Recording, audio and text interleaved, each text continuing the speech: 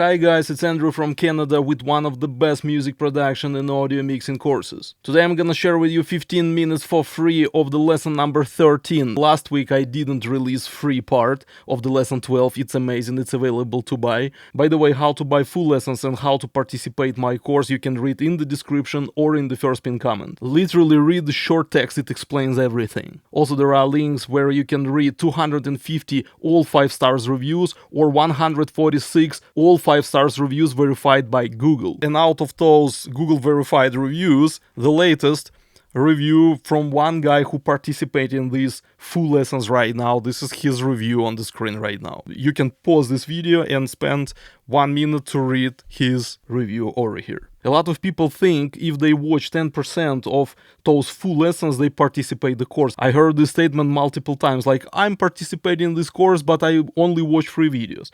Free videos not even close to real education. Real education goes with real full-blown 100 minutes lessons. If you're serious about real audio production education, I strongly recommend to participate full lessons. And for these, from now on, I will not be releasing free videos each week. Sometimes each week, sometimes I'm gonna make pauses. So for example, I didn't release a free part of a previous lesson, which is lesson number 12. YouTube does crazy stuff, so cool. Previous free video gained only 2,000 views over 2 weeks. It's complete nonsense, to be honest. Today I'm gonna experiment with this one more time. I'm gonna close all comments on this video. I want to check how performance of the video works if, let's say, there is no comments at all under the video. So from you as a support, I ask only for likes. And don't forget to subscribe. So let's say you have short note, and then let's say you have like long note or long chord, second piece, like this.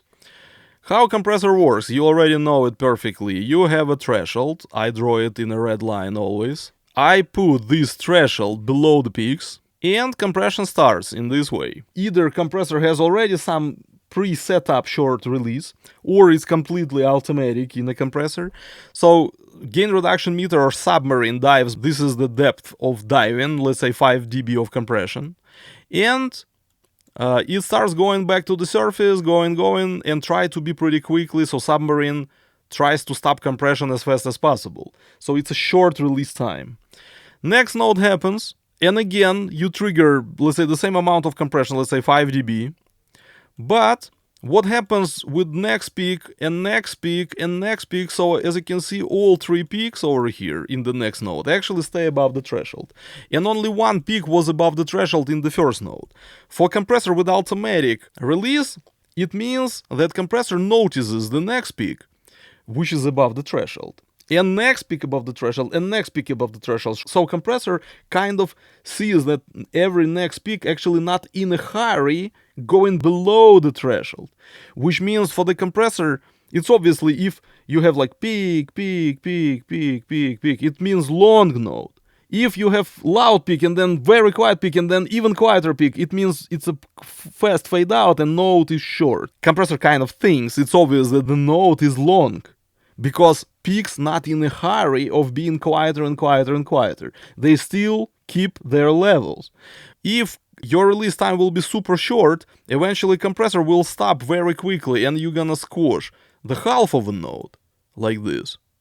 And you're not gonna compress the tail, the second half of a note at all, because all peaks below the threshold. It would be pumping effect. Note will sound, instead of note, it will sound like note, note, with a very short release. That's why automatic release decided to prolong release in this situation.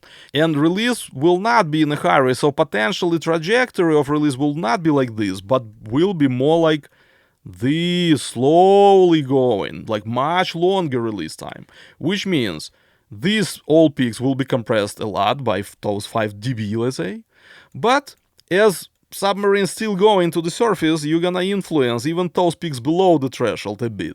3 dB for this peak, 2 dB for these 2, 1 dB for this one, and eventually you're not gonna stop compression too quickly. So the whole second long node will be compressed naturally. So it was like node and quieter after compression, node.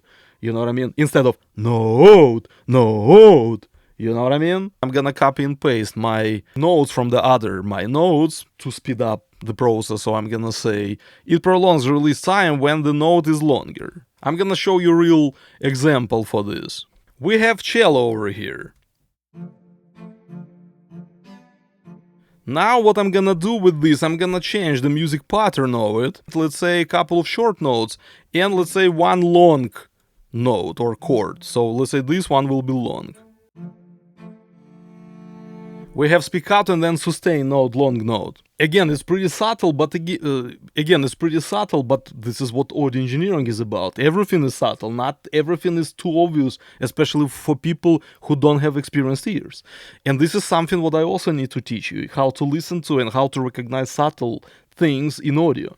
For example, this is very straightforward compressor, everybody knows, Waves Renaissance compressor.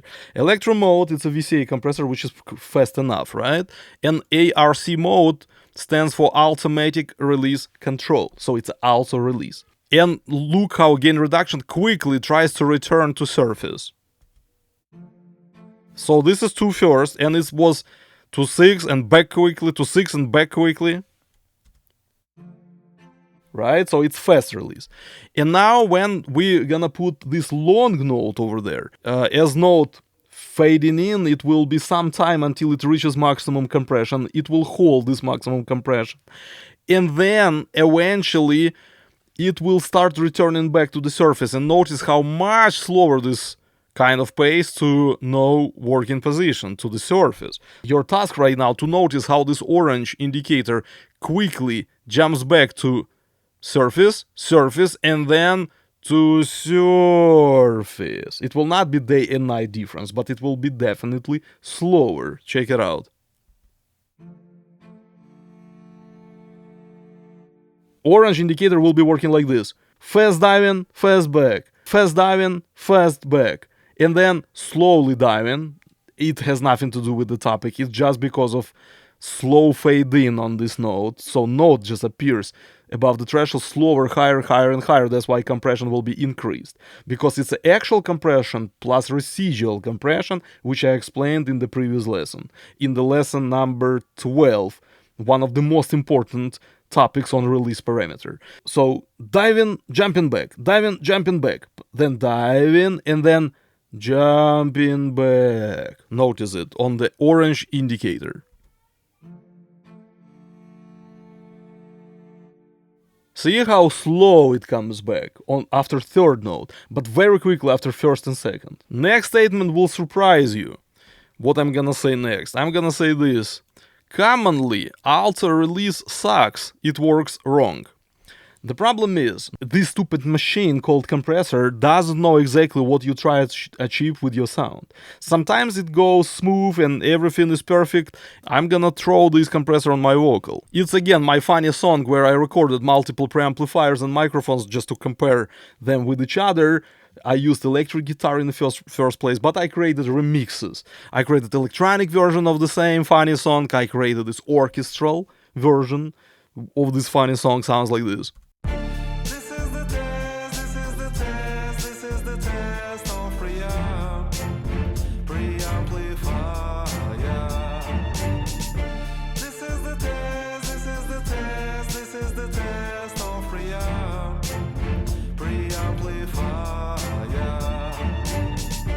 And my favorite part is these clarinets in the end of the bar.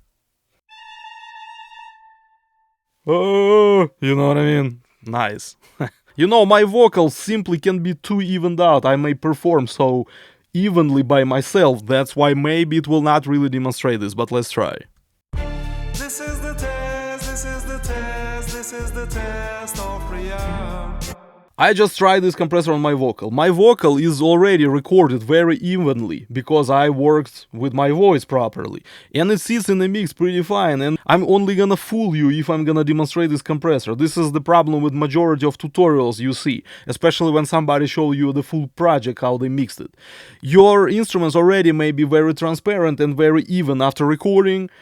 Maybe somebody already threw some LA2A during recording and you just play full, you throw some plugin, it already sounds good. You don't necessarily improve it really. You may make your vocal a little bit louder or something, and everybody fooled, everybody believe you improved your mix by mixing. I'm not gonna be that liar, I will be honest. I'm not gonna tell you, oh, it improved or so uneven. On my vocal, doesn't matter, My vocal sounds even with this compressor and without. I'm gonna try to find uneven vocal. It's from Telefunken website. They recorded this not so good sounding track, but as I already mentioned it 3 million times, I like this track because it has a lot of disadvantages. And if I cannot improve this sound, I cannot improve the sound. And if you do something wrong, all these disadvantages, extra dirt, extra noise, extra muddiness will come out, So that's why it's amazing project.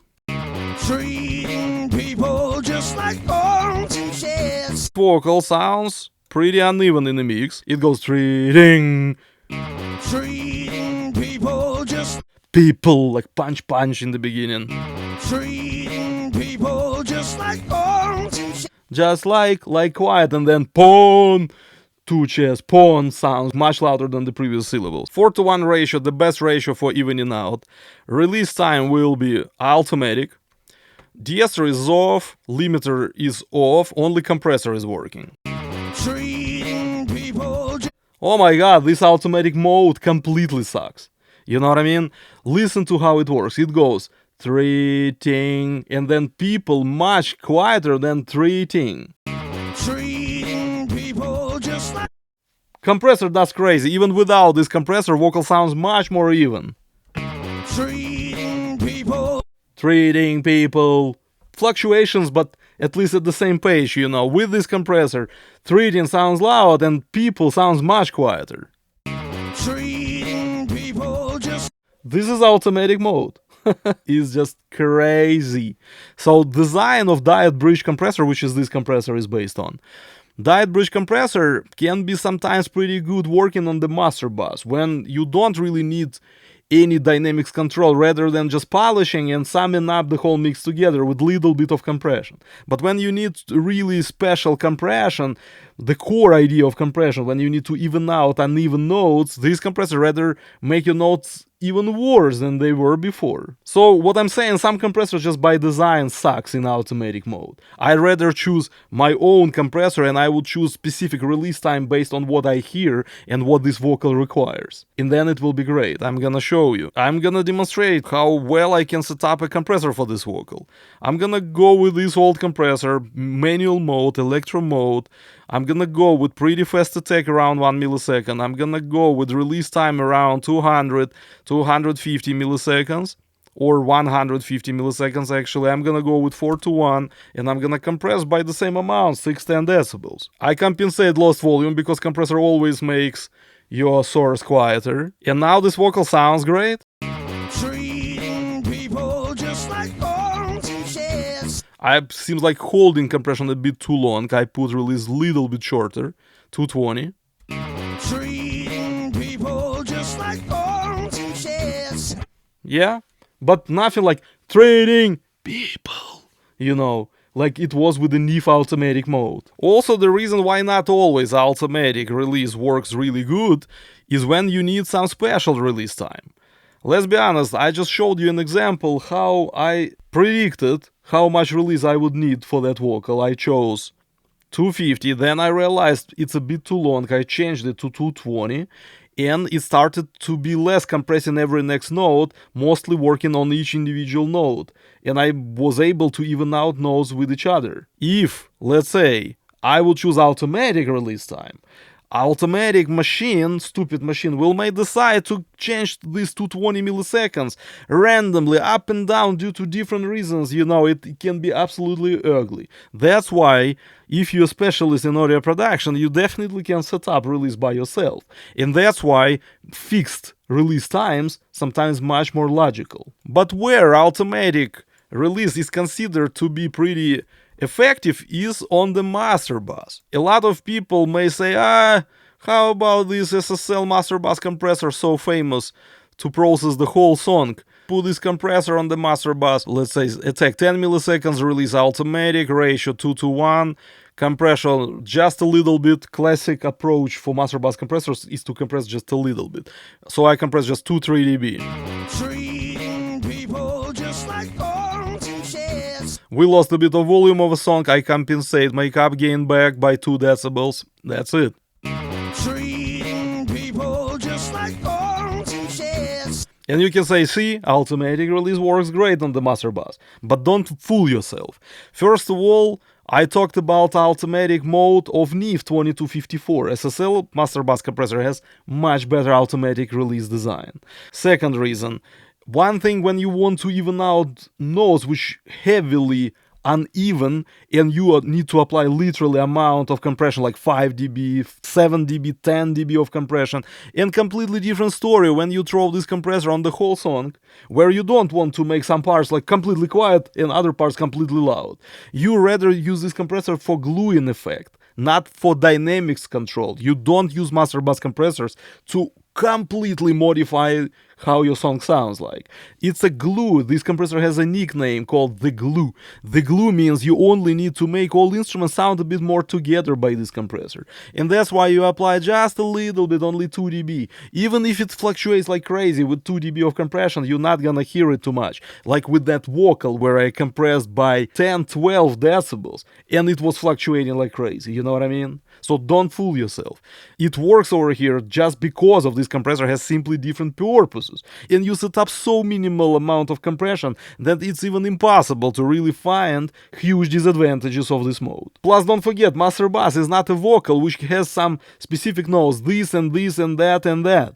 You know, song, it's just completely random stuff. After you combine so many different instruments, drums and effects and everything, it already sounds like sausage, you know. There are like some peaks, some sustains, so many different instruments together. There is no something like one source which requires some dynamics control. It's just a pile, like a mess, you know, and you just want to glue it together, like polish it a bit by master bus compressor. And in this case, as you cannot predict how all this mess, dynamic-wise, peak by peak, comes together,